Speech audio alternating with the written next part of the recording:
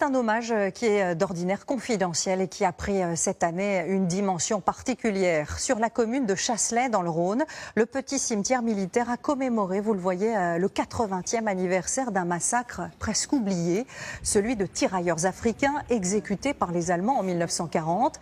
Un événement dont on ne savait pas grand-chose, jusqu'à ce qu'un collectionneur transmette il y a quelques mois des photos saisissante de ce moment.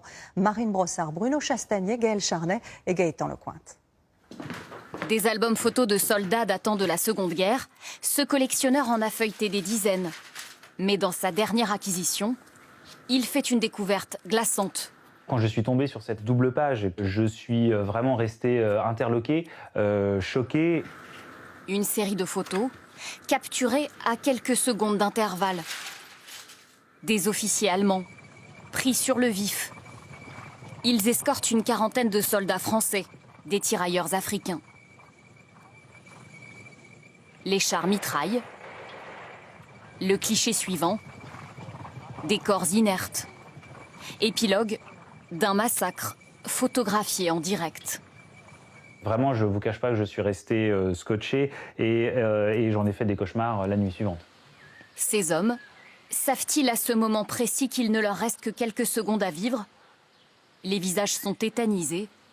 Leurs yeux semblent chercher des réponses dans ceux de l'homme derrière l'objectif.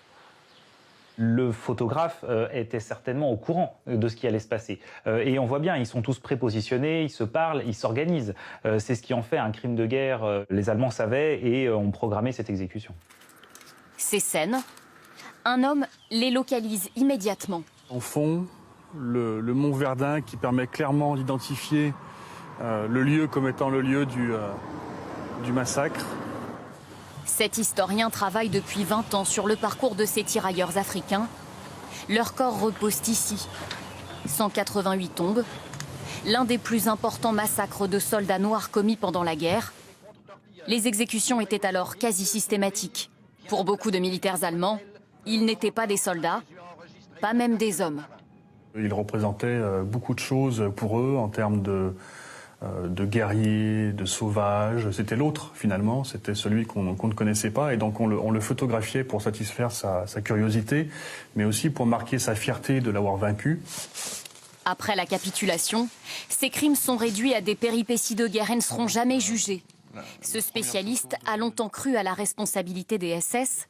Désormais, il le sait, c'est l'armée régulière allemande qui est coupable. On a une preuve qui est indiscutable, qui va nous permettre d'aller chercher très précisément qui étaient ces hommes, puisqu'on a les marquages des unités, on a les numéros des chars, et l'étape prochaine sera de se rendre dans les archives allemandes pour tenter d'identifier les assassins. Comprendre, reconstituer l'histoire ignorée de ces soldats grâce à cette découverte, une chance inespérée, particulièrement pour le maire du village. Dans son bureau, il conserve précieusement les objets retrouvés sur les corps des soldats. C'est un peu de leur âme. Là, quand vous voyez des courriers de cette nature, on se rend compte qu'effectivement, les soldats ont été blessés et ils sont morts.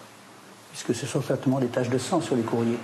La seule chose que nous pouvons leur accorder maintenant, c'est effectivement de respecter le don de leur vie pour défendre notre territoire.